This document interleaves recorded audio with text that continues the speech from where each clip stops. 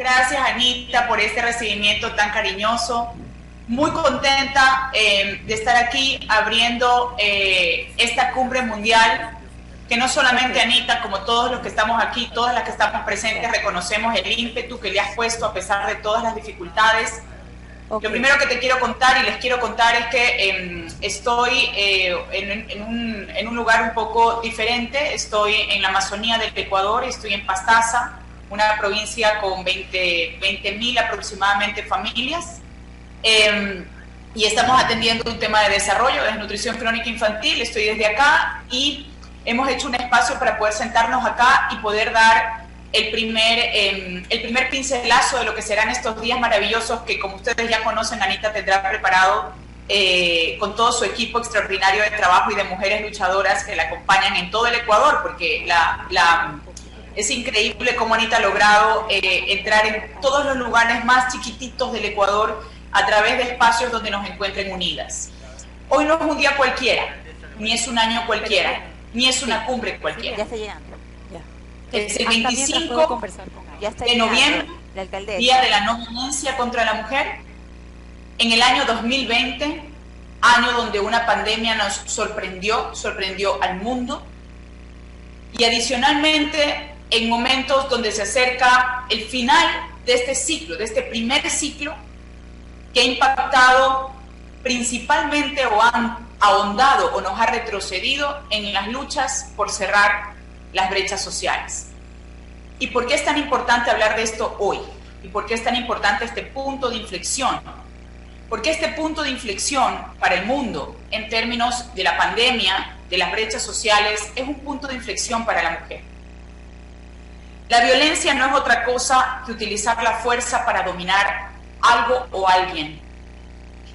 Y si hay alguien en el mundo que sabe lo que significa la violencia, somos las mujeres. Si hay alguien que sabe lo que significa la violencia, somos las mujeres. Nos ha tocado y nos sigue tocando caminar 3 pasos más atrás y triplicar esfuerzos para poder estar en sociedades donde, si bien vamos generando conquistas, porque esa es una realidad, los números y las estadísticas nos favorecen, se ven mejores en términos de los espacios donde la mujer se desarrolla. Pero cuando vemos otras estadísticas o cuando vemos otras cifras, por un lado vemos cifras extraordinarias, y se las comparto. Solo en el Ecuador, 38% de mujeres en la Asamblea, 22% de mujeres ministras, 54% en la Judicatura. 3 de los 5 poderes del Estado están liderados por mujeres. Vicepresidenta de la República, fiscal general de la Nación, alcaldesas, mujeres que están en todos los sitios, que han logrado ocupar espacios donde no los habíamos podido ocupar antes. Sin embargo, estas nuevas conquistas, cuando vemos estas cifras alentadoras, por otro lado, empezamos a ver otras cifras. Y por eso me planteo que la pandemia, cuando golpea no a todos por igual, golpea dependiendo de en qué condiciones estábamos. Y la desigualdad y la lucha de la mujer por la igualdad no llega todavía a un nivel de estabilidad. Sigue siendo un desafío que no termina de ser resuelto. Entonces vemos otras cifras y vemos el incremento de violencia intrafamiliar y vemos nuevas formas de violencia.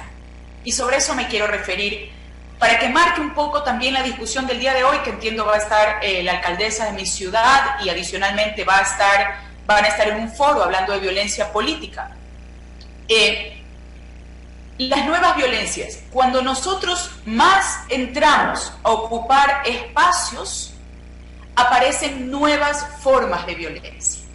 La violencia política, la violencia contra activistas, la violencia contra periodistas, la violencia en las redes sociales, la violencia religiosa, la violencia familiar, la violencia de distinta índole.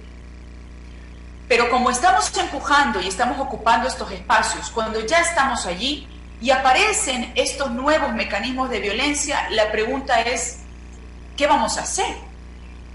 Contra activistas, contra políticos, contra políticas, contra periodistas, contra profesionales. Lo primero que nos permite identificar si esta violencia tiene que ver única y exclusivamente con el hecho de ser mujer es lo que yo le llamo la prueba del 9. Si este mismo cargo estuviera ocupado por un hombre, ¿son preguntas que haría la sociedad? ¿Son cuestionamientos que haría la sociedad? ¿Son posiciones que tomaría la sociedad? Y si la respuesta es que la única diferencia es que cuando se es mujer hay que probar más, hay que decir más, hay que poder concretar más, porque de lo contrario no es lo suficientemente bueno o no es lo suficientemente aportante para la sociedad, estamos frente a ese tipo de violencia. Sin embargo, ese tipo de violencia no es posible, o mejor dicho, es necesario quitarnos un poco de la cabeza de que existe una sola lucha por la igualdad de la mujer, porque no es ni una lucha ni una sola igualdad. Las diferencias y las desigualdades en términos de la mujer se dan también no solamente por el hecho de ser mujer, sino que es más duro ser mujer cuando estás en la ruralidad. Es más duro ser mujer cuando tienes una etnia distinta. Es más duro ser mujer cuando tienes una discapacidad. Es más duro ser mujer cuando en el marco familiar, en el marco de tu familia, tienes una serie de actividades adicionales a la propia vida pública o privada fuera de casa.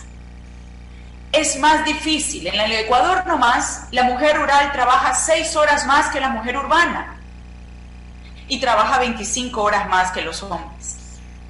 La mujer rural, que es el 60% del brazo ejecutor de la agricultura de este país, solo en el 38% es remunerada. En el Ecuador, el abandono por discapacidad en niños y en niñas principalmente es el más alto índice. Y así podemos ir peinando una serie, solamente otro dato, de los 120.000 empleos que se perdían hasta el mes de mayo como consecuencia del COVID, 80.000 eran mujeres. Los salarios siguen siendo diferenciados. Cuando un hombre y una mujer están compitiendo, la mujer sigue siendo la que tiene el riesgo de tener el permiso de maternidad y por tanto sigue interfiriendo en la decisión para poder tomar entre un hombre y una mujer con el mismo talento ese hecho. Estamos hoy en la Amazonía porque en las zonas más alejadas y en las zonas donde tenemos diversidad étnica tenemos mayores índices de pobreza, menos independencia financiera y por tanto mayores índices de violencia. Entonces, ¿qué hacer? La violencia contra la mujer no es una y la lucha por la igualdad de la mujer tampoco es una. Por tanto, hay varios mecanismos y uno de estos es lo que estamos haciendo hoy. Yo les decía hace un poquito más de un año en la anterior cumbre algo muy importante. Para transformar hay que estar, hay que tomar la decisión de decir sí, voy a estar en estos espacios. Pero no solo hay que estar, sino que tenemos que tener la claridad de que podemos tomar las decisiones de conformidad con la Constitución, con la ley, con las normas civiles de los países, las decisiones, y tenemos que poder adicionalmente trabajar sin pedir permiso. Porque la violencia política, porque la violencia indiscriminada contra las mujeres activistas, periodistas, etcétera, que hoy vemos principalmente a nivel de las redes sociales, lo que nos están mandando es un mensaje: usted, si quiere salir al mundo, pida permiso. Y ese no puede ser el mensaje que nosotros estemos dispuestos a recibir. Como mujeres tenemos que estar, tenemos que luchar por transformar, teniendo la valentía para estar, sí. Y de valentía nosotros sabemos bastante, porque llevamos muchos años en esta lucha. Esto que estamos haciendo hoy de estar unidas es fundamental, porque tampoco podemos desconocer que esa violencia en su gran componente, en un gran componente tiene que ver con desunión, con violencia de las propias mujeres contra mujeres. Y eso es algo que necesitamos romper. Y estos espacios, Anita, que tú promueves y que rompen fronteras, son necesarios para conocernos, podemos pensar distinto, podemos tener ideas distintas, pero tenemos una causa más grande, que es la mujer y su lucha por ser dentro de la sociedad un ser humano con la misma oportunidad y tratado con la misma dignidad que todos. Las mujeres en nuestra lucha por la igualdad tenemos algunos puntos en los que no nos ponemos de acuerdo. Eso es verdad y eso es real, porque somos seres humanos distintos. Pero en la gran mayoría sí nos ponemos de acuerdo. Y el primer gran acuerdo es que somos iguales. Iguales en dignidad, iguales como seres humanos. Y es allí donde yo planteo para estas siguientes jornadas que entremos en una dinámica de los desafíos, en cómo esta pandemia genera un punto de inflexión en las luchas sociales y cómo la lucha a favor de la no violencia contra la mujer y de la igualdad también se va a transformar. Y cómo este avance que hemos tenido hasta el día de hoy y que ha generado el nacimiento escondido en muchas ocasiones de violencia de otros tipos, tenemos que enfrentar con creatividad y tenemos que estar listos para esas nuevas luchas. Y por sobre todas las cosas, cómo lograr que esa responsabilidad por esta lucha no pertenezca ni a un gobierno ni a un sector de la sociedad, sino que pertenezca a todos.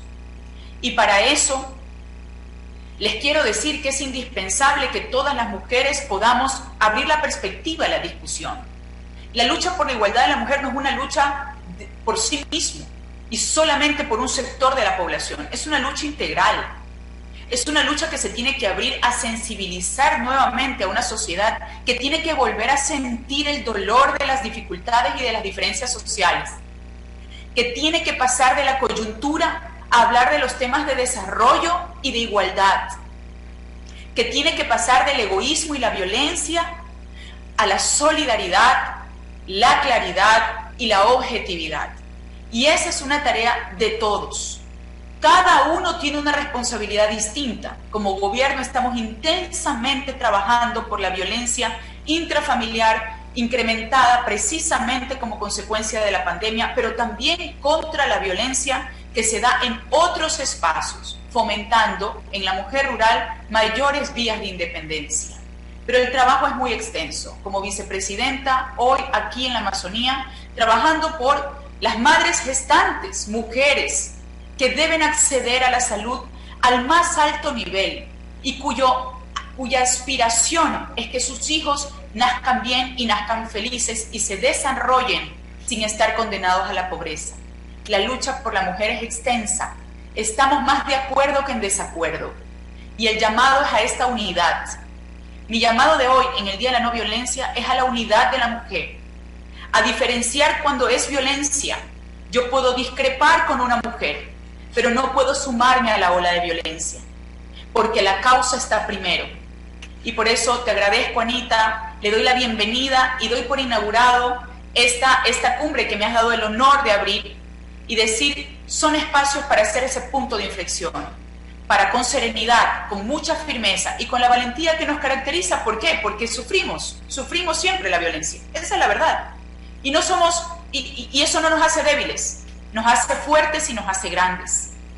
Sin embargo, tenemos también que estar, para transformar y por sobre todas las cosas tener la claridad de que frente a nuevos mecanismos de violencia, nuestra unidad va a ser un determinante.